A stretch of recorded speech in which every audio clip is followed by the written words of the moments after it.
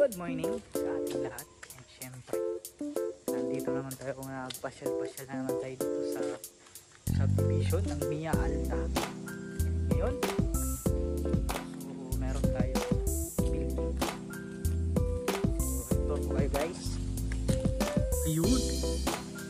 Ito yung ano natin, subdivision. Nandito tayo ngayon. Naglakad-lakad muna. Sige, ganun talaga ang ano natin.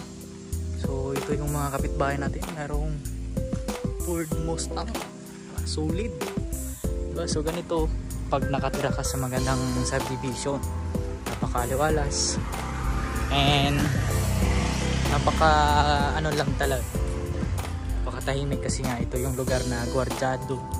Tapos yung mga kapitbahay mo, mga professional, mga businessman, mga business associate din natin yung iba.